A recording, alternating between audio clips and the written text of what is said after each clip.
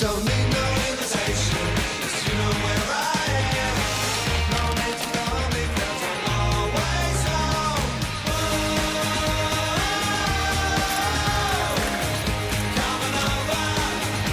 Coming over. Tonight on The Living Room, Miguel is cooking Japanese. I think he's cooking Japanese. I really think so. Ole!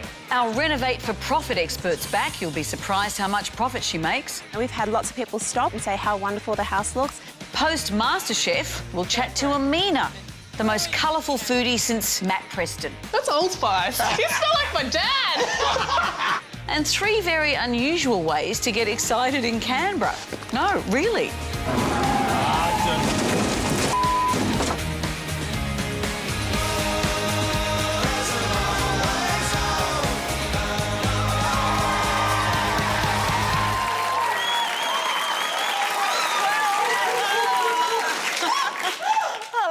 Great to have you with us in the living room tonight. Now, Miguel, you have done many food challenges in recent weeks, but this was the first time that our insurance company was nervous. Forget about the insurance company. I was really, really worried. But it was Japanese food. How scary is Japanese food? Japanese food could be really scary. Teppanyaki master Stanley Bruce Lee against me in a challenge. So scary. Nice, fire. Have a look. Japanese cooking is all about the ingredient, the quality, and the freshness. With the teppanyaki, we take it to the next level. It's all about the showmanship, a little bit of theater. And actually, it's my cup of tea, so I'm gonna love today to cook side by side with the master of the teppanyaki. I can't wait. I'm taking on teppanyaki master Stanley on his own home turf, Kamikaze restaurant. Wow! Look at this. Come on, keep going, Stanley. But first, I need to learn the moves. Exciting, isn't it? What is the secret to do the thing with the knife? Okay. Control. That's the first pass, control. One flip and twist. One flip and twist. Okay, one flip.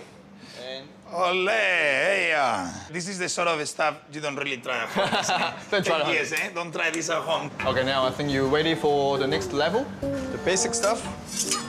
Normal spin. Go back, up. Stanley has been training every day for 10 years. Wait for that. Catch this and throw it back. Me? Okay. 10 seconds. That's Love teppanyaki, it's amazing. Here is another thing you should not try at home. The onion volcano. Little bit of oil, little bit of sake. Amazing. And now, it's gonna get really excited. Yeah! Ole! There you go. And this is what I was talking about, a little bit of fire. I'm ready. I'm just ready for teppanyaki. Definitely, man. Oop, bang! Now that I have my teppanyaki moves, it's time for a challenge. I'm going head-to-head with Chef Stanley to cook the same menu for a panel of expert judges. And these guys mean business. I hope they like the meal.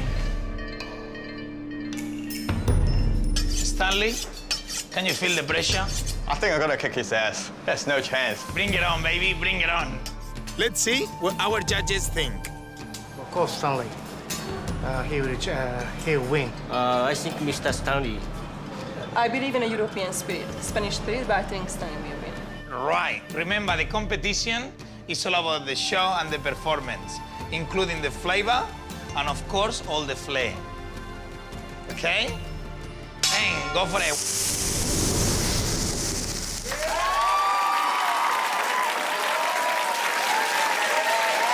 Miguel, did you learn any teppanyaki Look at tricks? You this. weren't too bad. I'm the teppanyaki master. Chris, you ready? Opa. There you go. Hey. Barry. Opa. Hey. Amanda. I'm ready. Opa. Hey. Everybody. Now, the tricks continue with Australia's most outstanding TV segment, as voted by everyone who works on this show. And that is, of course, Hot or Not. Now, if you kept up to your MySpace page because Rupert Murdoch said it was cool, then, oh, bad luck. Move your chair a little closer to the TV because the Hot or Not segment is for you. Every week we shake the tree of new products and ideas to see what falls out, and then we decide if it should get hotted or get knotted on our wall over here. Chris, you love an animal. This has happened before, me and a cat. I know. What have you got for us? It's going a bit better this time so far, but I have the Frolly cat. So anyone that has a cat knows that they have this habit of waking you up first thing in the morning, 3, 4 a.m, because they're bored. Because during the day when we're at work, they tend to sleep. So nighttime is their playtime. This means that during the day, they're kept active.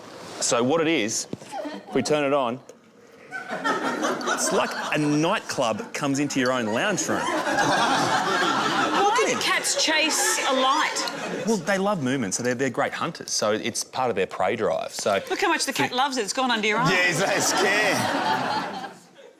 But, you know, He's running. Oh. Yeah, that works really well. Good, Chris. Wow. I actually do Resounding success. I like this idea. I mean, it does keep them occupied. It is a thing they can play with. And the way this works, it goes in a random fashion. They can chase it and try to jump on it. It has all different types of speeds. Hot or not? You know, We what could do I ask, do? we could ask Fenton. One will go. Fenton's getting the Hey, final give it a go. vote. No, it's nice. No, sorry. Well, on the strength of what we've seen tonight, I'm going to have to put it in the knot. I'm sorry about that, Chris. I know, I'm hard. Give me a ball of string and let it go.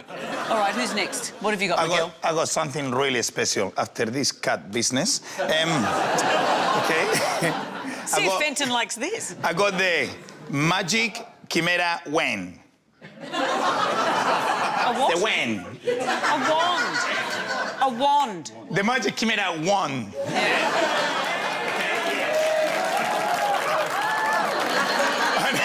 And for you boys as well, okay? If you have like Harry Potter glasses like this, and if you have like a hat like this, it means probably you have no friends and you really need one of them. It's actually a TV remote control. OK, show us. So look at this.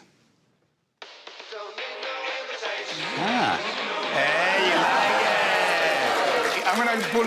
Stop. Volume. Okay, thank you very much. Thank you. Well, it's got 13 different kinds of usages, so you can use it for forward, backwards, pull the CD out. You are in charge in the house because only you can use it. So you program in your own commands? Yeah, I'm a freak of the control. I love it. I always like to have the remote control in the house, and this is so perfect for me. No.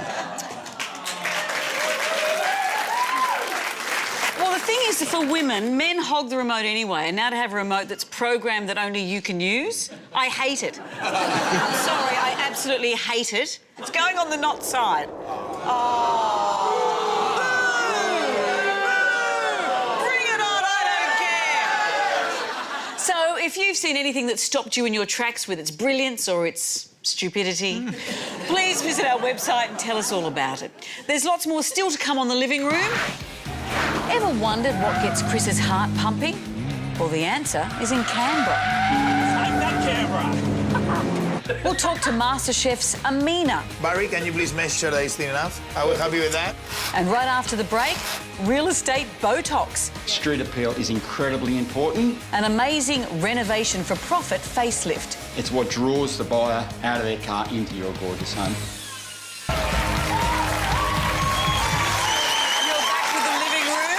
To have you with us. Now, Barry Dubois, a couple of weeks ago, you introduced us to Australia's guru of Renovate for Profit, Cherie Barber. That's right. Last time we met Cherie, she gave us all the ground rules for maximising your profit when you're renovating. We set her loose in 1 week and she created $100,000 worth of value to one property. That's amazing. That is huge, so no wonder you got her back, but it was a bit different this time.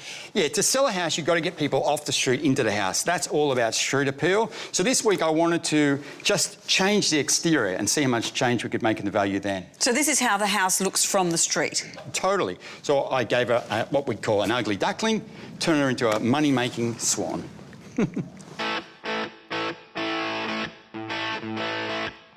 You don't always have to renovate a whole house to add value to it. The guys I'm about to meet are going to see if they can add value with just $10,000 and 1 week. Jackie and Steve have a blended family with 6 kids. It's hot! They're banking their family's future on a plan to climb the property ladder. It's an awful lot. Adding them up, yes. They paid $392,000 for this 4-bedroom, split-level home on the New South Wales South Coast 12 months ago. And this relic from the 80s will be quite a challenge.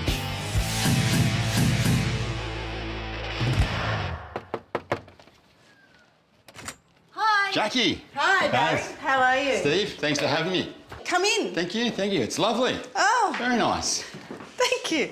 So tell me, what are you thinking about doing? What's your plan? We want to ultimately just enhance the street appeal, so bring it into a more modern look because it's quite dated with the brickwork and the brown windows. So we're looking to modernise the front of the house and give that real wow factor when people pull up. Sure, street appeal is incredibly important. Yes. It's what draws the buyer out of their car into your gorgeous home.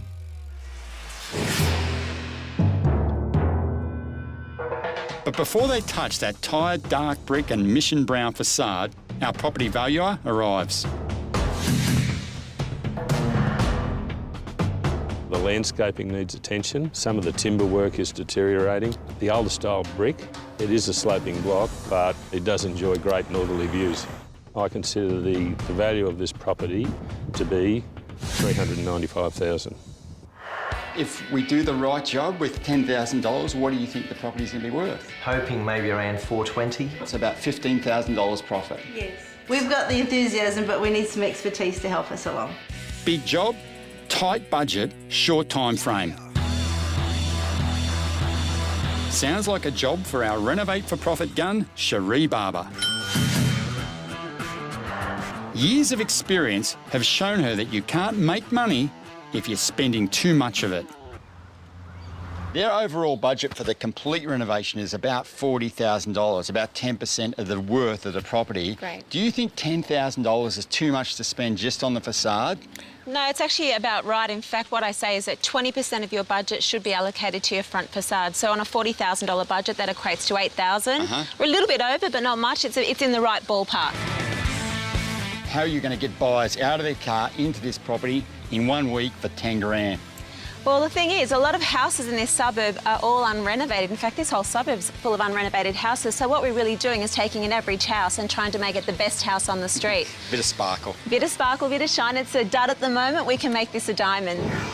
To bling this place up, Cherie will render the bricks, replace the rotting balustrades, freshen the windows, roof, garage door and driveway with a coat of paint, and bulk up the landscaping with some mature plants. Cherie's come up with suggestions that we hadn't even considered. We've been looking at this house for 12 months, trying to think of the best way to renovate it. It's great, it's a breath of fresh air. So the plan of attack for today is that we're going to start with the rendering. We'll start at the top and we're going to work our way down. Straight out of the gates, Cherie's come up with a clever compromise to rein in her 10 grand budget. We know this property is screaming out for cement render. The issue is that we didn't have the budget for cement render. In fact, to render a house like that was going to cost about $15,000. So we're putting a rough coat of render on first, and what we're doing is we're using a second coat. It's a special render where we can actually add the paint to the render and eliminates one whole step of the process, and it saved us some bucks. It will take about 2 days to apply the first coat of render. At the same time, the painters will undercoat the window frames and barge boards to get ready for the new colour scheme. So this is going to be your wall colour, so we're taking away that horrible mission brown. Yes, I'm sure you'd be glad to say goodbye to that. Absolutely. Tell all your neighbours. Yeah. Basically, all the timber work is going to be coming through and painted this lights out colour. We're going to bring in these beautiful lush green plants, tropical plants. You can see it's quite a vivid contrast, and that's the power of paint. Cheap, and it radically transforms the property, so I love it. Street appeal isn't just about the house. Jackie and Steve's front landscaping needs some serious bulking up. There's nothing worse when you do a renovation where you've got these beautiful established plants and then you see this tiny little plant and it doesn't look quite right. So we need to buy established plants. The challenge now is that they cost a lot more money. Anywhere between $50 and $100, in fact. So I've got 14 plants down here that I need. And this front yard needs plenty of them. 33, 34, about 35 plants. So let's do the sums. 35 times, say, $80. It's about $3,000 I need for plants. I've got about $1,100. When you're renovating for profit, every dollar counts. If Cherie can't find a plant wholesaler to play ball, Jackie and Steve's profit will seriously be under threat. OK. Coming up on The Living Room, I'll drop into the home of a famous Aussie who's played chess on the beach with Kelly Slater. Yeah, sitting in the deserts of Mexico, you know, waves going past the background playing chess. Also, Miguel's latest food challenge. Sensei. Victory, Opa! Ole! death by teppanyaki, or something else. But right after the break, Chris is in Canberra for a heart-pumping threesome. I am a handrail.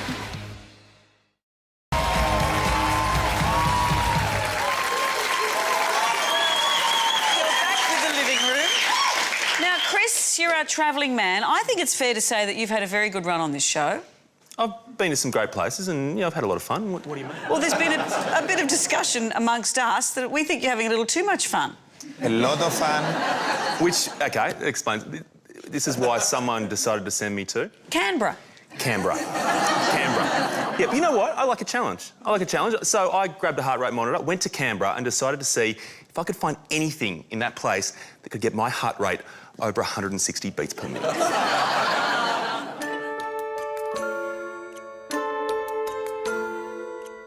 One of the best ways to get a feel for somewhere is to just have a wander around. And wandering around Canberra, I'm struck by its lovely buildings, its lovely institutions, its lovely parks, and its lovely lakes, which leads me to one inescapable conclusion. Canberra really is lovely. And given my mission, that's a bit of a problem, because all this does very little for one of these. I'm wearing a heart rate monitor that's telling me at the moment I'm doing around 75 beats a minute.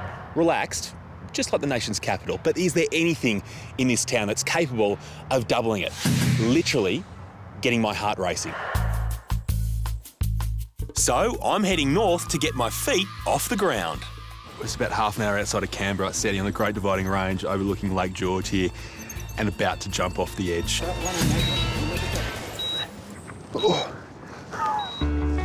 Oh, yeah. I'm taken to the skies in a tandem paraglider. That was a really great feeling, just all of a sudden just being pulled by the sky. It's like the sky wants you. Look, I know this is supposed to be a solo mission in search of excitement. It's pure paradise. Yeah, it's beautiful. But there's a very good reason I'm not alone. You see, I've never done this before, and gravity being what it is, if I tried doing this solo, I'd probably end up with no heartbeat. That is just a beautiful experience. It's not so much the adrenaline, it's just this overwhelming sense of awe over what you're seeing, what you're experiencing. Paragliding gets a big tick from me. And we're down. As for the heart rate monitor, just 120 beats per minute. Time to put the old ticker into overdrive.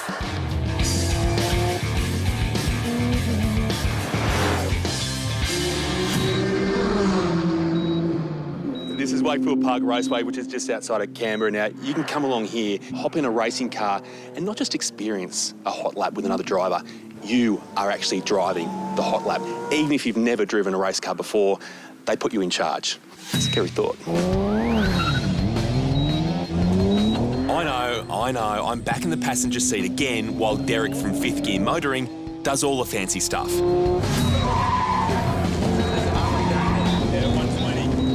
let's face it, you don't get behind the wheel of a 400 horsepower twin-turbo muscle car nicknamed Godzilla if you don't know what you're doing first. Well, it can drive, which is reassuring.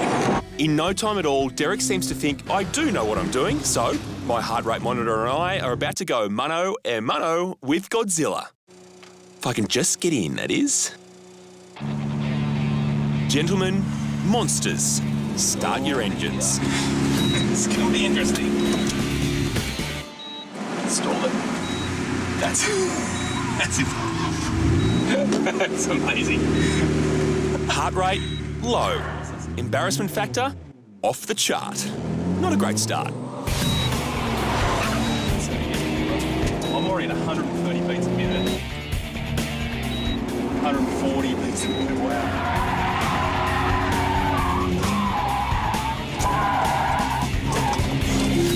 150 beats a minute, wow.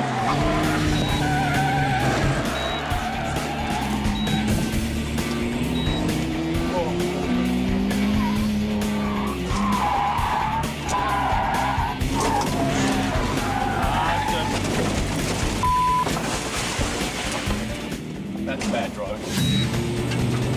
Oh, mid 160s, but you know what? Heart's almost anticipating that corner. Oh. Okay, let's get some speed. Take that camera! That was just extraordinary. The adrenaline of it all, going fast as you can, takes over, and you get sideways around off the track. Your heart rate goes even faster. But that was fun. A lot of fun. So, checking the scorecard. Tandem parasailing, 120 beats per minute. Solo hot lap, 165 beats per minute. Mission accomplished. Or is it? There's only one thing more fun than getting wild on 4 wheels. That's getting wilder on 8 wheels.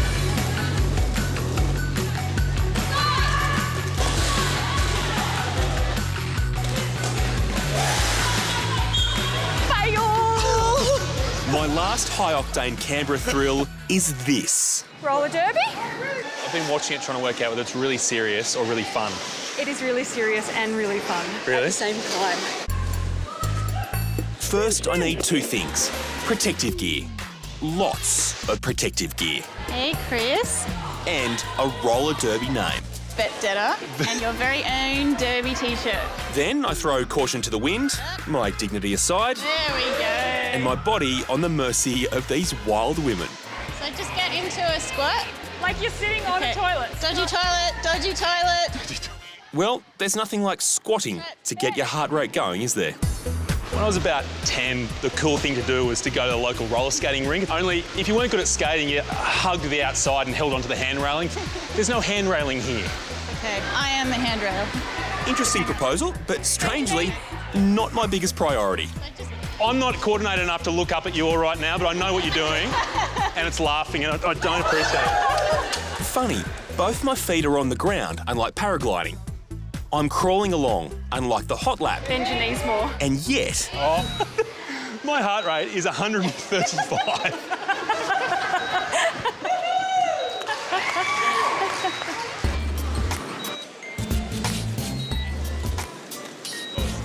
I was doing 190 kilometres an hour around a racetrack out of control, and it was 120. My heart rate's 150.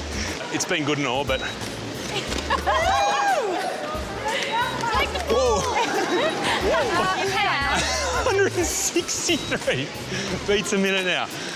According to the hand railing maidens, roller derby is the fastest growing women's sport in the world.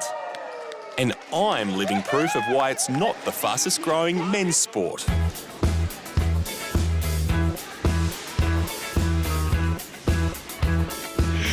Who would have thought, huh? Canberra. You've done it to me. I didn't think you would, but you've pushed me to the edge.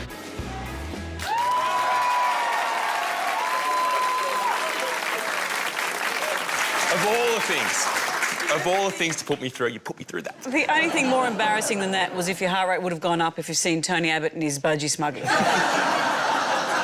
And that was probably on offer too. No, you know, I am a trained vet, and the funny thing about this job is that even in the most unpredictable circumstances, animals and animal work seems to find me. Have a look at this. This is while we were paragliding. We did not set this up. This just happened. Check this out. I'm not coming to land. I was sure I could see a calf up here with those cows.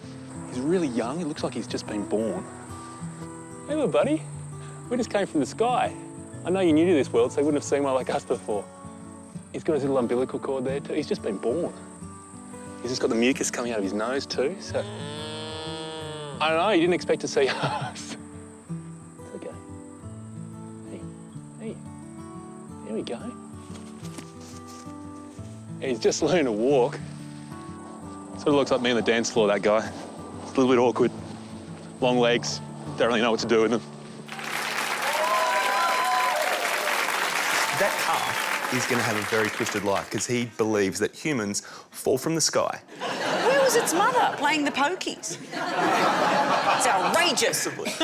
Quite possibly. Well, we've got plenty more to come, so strap yourself in. We're flying into some great stories on the living room. Jackie and Steve's makeover is almost done, but how much profit will they make? If Egyptian Korean cuisine is your thing, then Amina from MasterChef is your go-to girl. What are we going to cook today? We found a chef who's crazier than Miguel. Wow, it's pretty amazing. And I'm waxing up, my board that is, to drop in on a champion beach babe, so don't go anywhere.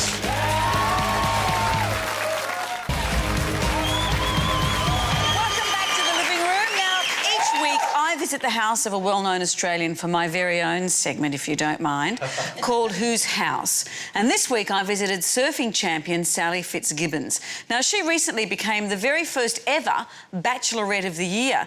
And that's weird because she's great friends with Hayden Quinn, who was on the show last week, who was Bachelor of the Year. What are the chances? And she's an amazing kid. You know, she could have been an Olympic runner, but she gave it up because she loves surfing so much. I think that's amazing. It was the lure of the ocean that did it for She's us. very, very good. She calls Kelly Slater Uncle KS. Oh, all right, she's my friend. Back off. It's time to see the house of surfing goddess Sally Fitzgibbons.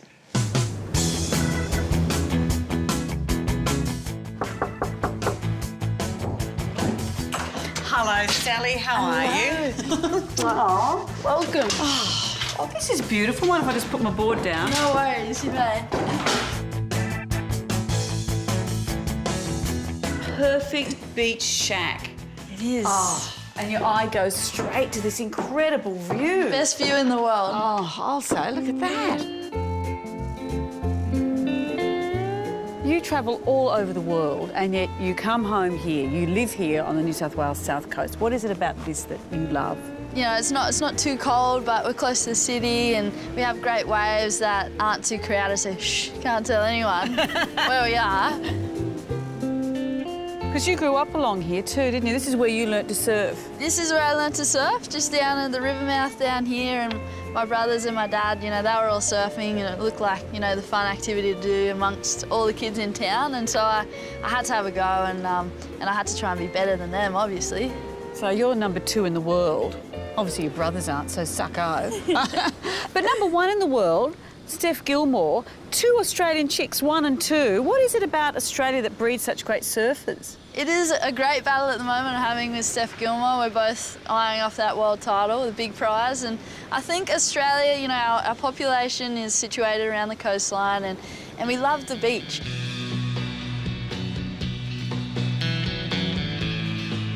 Many trophies in here, Sally. Which is the most prestigious for you?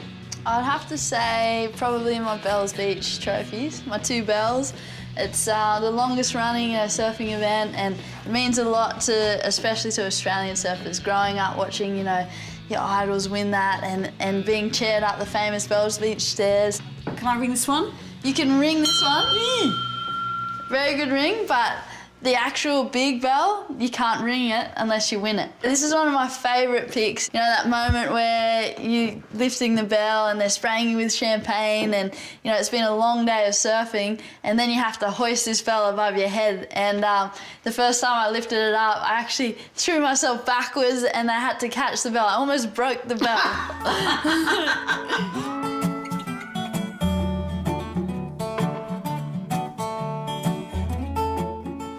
I would not have picked you as a chess player.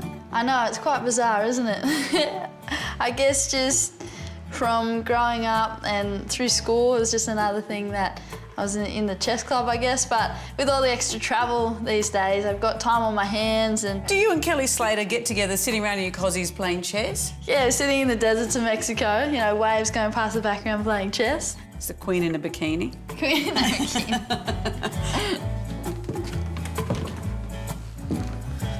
You know, just actually looking around your bedroom, this sums up everything about your life to me. You're living out of a suitcase, you've got wetsuits, sunglasses, all the things you need in your profession. I reckon if I opened these drawers, there'd be just stacks of swimming costumes. Maybe just a couple. Can I have a look? Just have a look. Have a squid. All right, a whole drawer of colourful bikinis. Yeah. Surely the parkas and the winter outfits are down here somewhere. Are you for real? Surely, or the winter stuff's in here. You need a bikini for every day of the year. They're your winter bikinis. Winter. Sally, you've travelled all over the world, you've won all kinds of trophies, but let me show you some of my favourite surfing spots. Alrighty. Let's go. Chris Brown, eat your heart out. That's me, Iron Woman. Yeah. So every week I'm going to visit another well-known Australian, so Hugh Jackman, give us a call. And this week, MasterChef fans said a very sad farewell to one of the most popular contestants, and that was, of course, Amina. But like they say, the job isn't finished till the chat with the living room is done. And we sent Miguel and Barry along to Amina's place for a post-MasterChef debrief. Everyone thought that Matt Preston was the style guru in the MasterChef kitchen until Amina came along. The queen of the headscarves was also the queen of the entrees. But a couscous with no salt and a sauce with no punch were the knockout blow. It was bye-bye MasterChef and hello me and Barry. Amina, I've got a day off renovating, a day off the tools. You've been my favourite competitor on MasterChef. We're gonna stop talking about you the whole day. Amina this, Amina that. Amina, what are we going to cook today? Well, today, you know, I've invited you over because we want to do Korean barbecue. Oh, Yes. it's one of my favourites. Nice. I've got really good beef Scotch fillet here, and it's been semi-frozen and sliced quite thin. So you got it in the freezer, so it's much easier to slice. To slice, yeah, otherwise it just goes everywhere. It's quite sloppy to cut it. I've got fructose syrup, sesame oil, dark soy, onion. We've also got some sugar, some ground garlic, spring onion, bit of water. We're also going to blitz some nashi pear and ginger and mix it all up. Oh, that sounds amazing. And you got some chicken ready as well for us. I have some chicken ready for you, Miguel. Let me have a look in your slices. I see if your slices are thin enough. I don't think George will be happy about the thinness of that. Barry, can you please measure this? Make sure that it's thin enough. Certainly. A ver, got it? A ver. Yep, good. Yep. Are we happy with that? Happy. I don't want to seem too tough checking every piece of meat, Amina, but I know from that entree challenge that it was a bit roughly cut or a bit undersized at carpaccio. Yeah, George wasn't too happy. He thought the meat was just hacked up. It's a learning curve, isn't it? Okay, guys, we're going to do a little Korean-inspired salad. Endive is quite peppery, it's quite bitter, so we're going to combat that with a really nice dressing. I mean, I know you're keen to set up a tea room and meze restaurant with your sister. What else is happening? In the short term, we've got some plans to start cooking classes, Middle Eastern cooking classes at the Sydney Cooking School down in Neutral Bay. Unreal. To do that, I've also started a brand name for me, and it's called Amina's Alchemy. You're a busy girl, there's no doubt about it. Yeah. Okay, so this is looking lovely. So much flavour going on. Yeah, I think we're doing well. Here we go. Oh, yes! This is very easy. You got really fussy friends. They got no excuse anymore because they cook it themselves. Exactly right. So if you like it a bit rare, then that's really, you know, your choice. And you can find your own piece. Exactly. Talking about finding your own piece, how good are you finding your own fish? With Filippo in MasterChef challenges. It was such a rough day for both of us. We were already late and trying to find this fish place, my goodness, like you couldn't tell where it was because you look down the stairs and there's just this old shack, like it looked like a garage. But, you know, I'm really glad that it worked out well for both of us. You know, we both got in, we both we're able to prove ourselves. Mine's ready. So try that, pop some of the beef in it. That is cabbage kimchi and ponytail radish kimchi. Am I ready to go? Go for it. Amazing. I'm glad you're enjoying it. I love that leaf. Perula. It's got a really peppery taste. That's lovely. I like it. And I should say, in Korean tradition, 많이 드셔세요. So it's a polite way of saying eat a lot and enjoy. Well, money is to say all the way until You picked the right guys. Oh, good. Amina, Yeah. your Korean background, your Egyptian background, they're all about spices and aromas. Oh, I think I know where this one's going. The first one I want you to identify. Ready? Yeah. Cinnamon. Yeah. Okay. You got it, very easy. Like licorice or... Yeah, what is licorice? Yes, and it looked like a No help. star. Yeah. Thank you. Okay, here we go. Cumin. Yeah. Very good. This is one of the oldest spices in the world. I'm preparing it because it's quite fresh. Okay, smell. That's Old Spice. You smell like my dad. I've had so much fun today. I just want to say thanks for having me at your house and thanks for coming to the Anytime, living my room. door's open for you. Oh, you're a treasure. There's still lots more to come on the living room. Jackie and Steve are about to find out just how much they'll make from their 5-day real estate facelift. We've had lots of people stop and say how wonderful the house looks. And there's an unexpected twist to Miguel's cooking contest in the kamikaze kitchen. I actually don't want to look. I don't want to see what's happening. See you soon.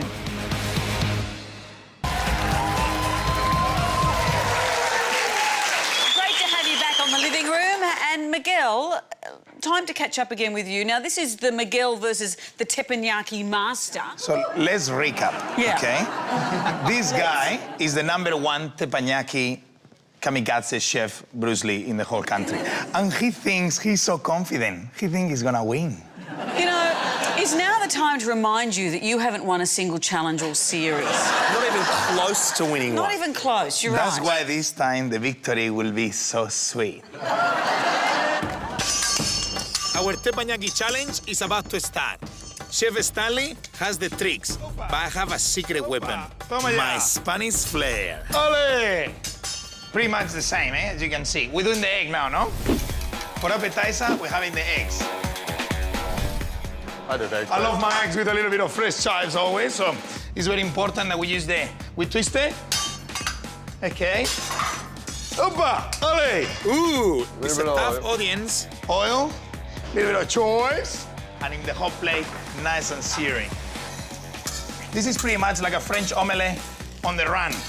And what are we doing now? We chop it? Yeah, we're chopping together.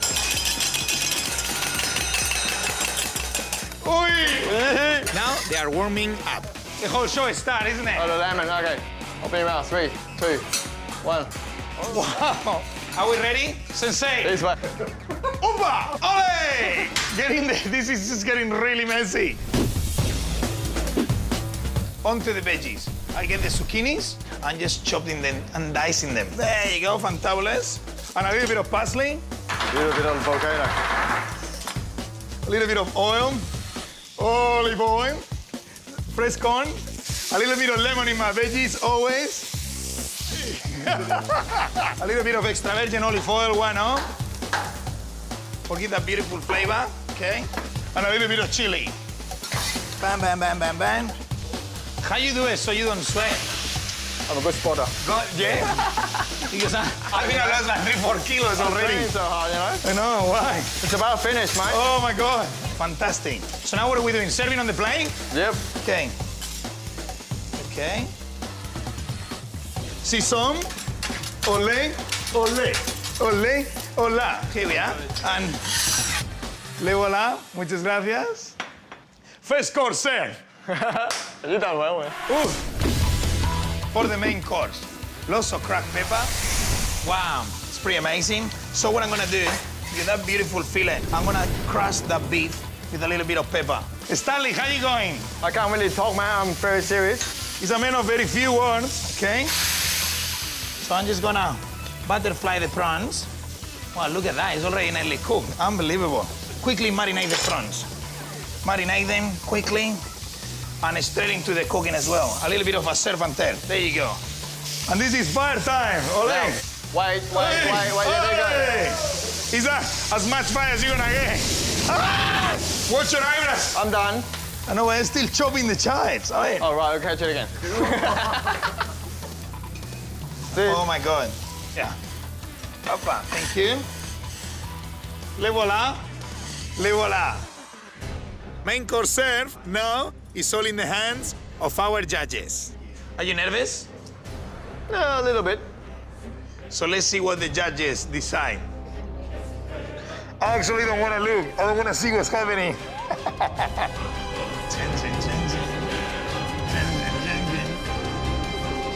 Okay, so like good sportsmen, let's look at the same time. Okay. Stanley. Miguel. Miguel and Stanley. Stanley. Miguel. Oh. So what? A ver, let me, sorry. I'm a man, I cannot do more than two things at the same time. A ver. 1, 2, 3. 1, 2, 3.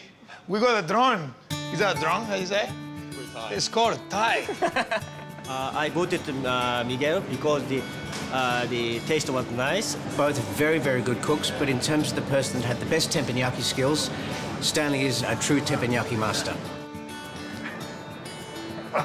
You're the teppanyaki chef in Kamikazes now. Kamikaze, arigato gozaimasu. Thank you very much, brother. Muchas gracias. Wow, that was an exciting one.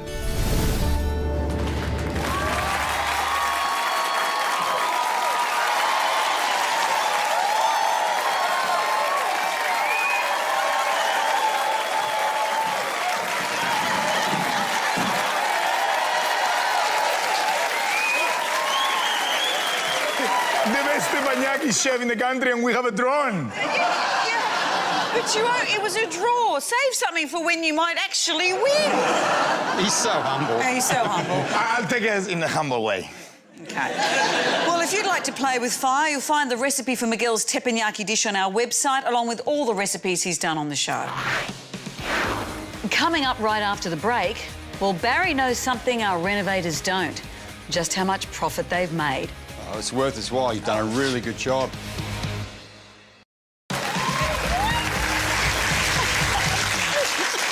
You're back with the living room, and tonight's a big cliffhanger question. How much money can you add to the value of a property just by sprucing up the outside? Barry, sum up what we're up to. OK, this house had plenty going for it, but mostly on the inside. Outside, it had pretty well been smacked with the old ugly stick. I got my little buddy Cherie Barber in, Renovate for Profit Queen, to work her magic. Shakalaka, shakalaka. Jackie and Steve are 3 days into a 1-week exterior renovation of their 80s brick home. Now, I'm surprised at the progress. It's been just phenomenal. What's been achieved in 3 days is not even 3 days, it's just phenomenal. They aim to make maximum profit when they complete this renovation and sell up. And this front facade facelift is stage 1 of the project. This is just amazing. This obviously is what it looked like when it first went down, the years and years of dirt. Today they'll start on the landscaping, but their 10 grand budget is seriously under pressure. So while Jackie and Steve get to digging, It's not as easy as it looks. Cherie heads out to do some serious negotiating on the plants. Now you do trade price here? We can do trade price, What's yes. the discount? You get 20% off. Give me Okay, a trade awesome. price. Cherie has an $1,100 budget, I need this sort of plant, 2 of them. Yep. But that price scares me. but the plants she needs could cost double that. So it's 20% off these. 20% off them price. prices, yes. Is that the best you can do? Look, I might be able to do 25% off for you. So just so I'm clear, so you'll be able to give me 40 plants, plus a few colours, for about $700. No worries, I can do that for you. Excellent. All right, well, I'm a happy customer then. No worries, thank you. It's a bit of hodgepodge. You sort of position them in place and you see what looks good and we move them around. 40-odd plants won't put themselves in the ground, so it's all hands to the pots. 2 of the palms in the front, in the middle levels, sort of build a bit of height. Really looking forward to the big reveal, to see it all, you know, come together. I can see progressively how it's changing, but to get the whole picture, the holistic view of the front facade, really looking forward to seeing that.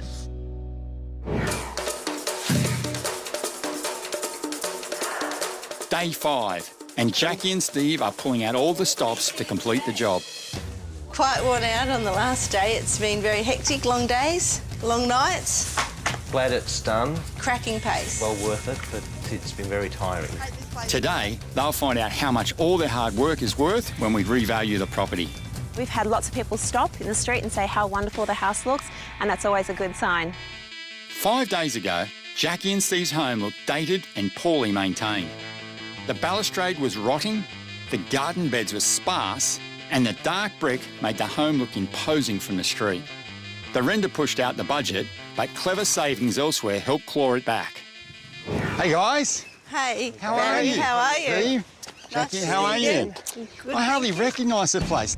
Now, their home has serious street appeal. The driveway looks fantastic. Yes. I'm looking for the one thing that's changed it so much, but it's all these things put together. The gardens are so fresh. The paintwork's amazing. I think that render's fantastic. Garage door, that's painted. New lights. And the windows, they were that horrible mission brown, weren't Yes, they? they were.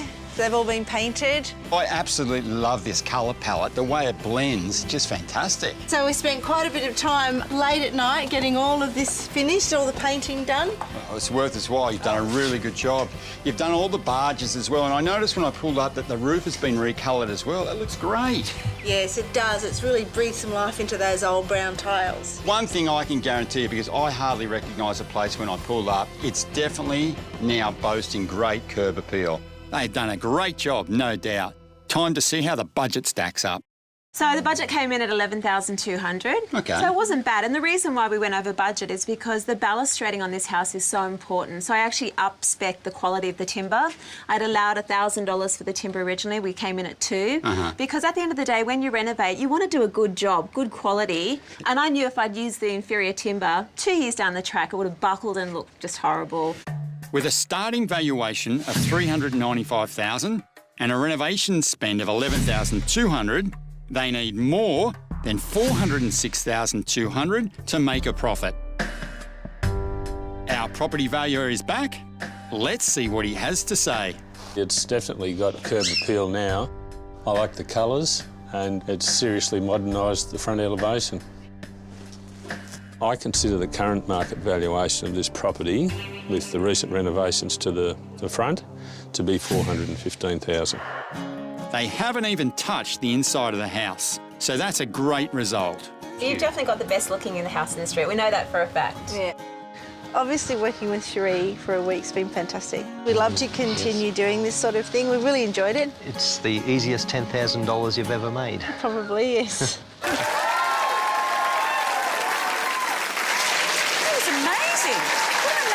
Transformation in such a short period of time. Yeah, I mean, I think little Cherie is really inspirational. She gets in there. What she says is you don't have to overthink it, you've just got to do it. Now, for every dollar she spent, she made $2.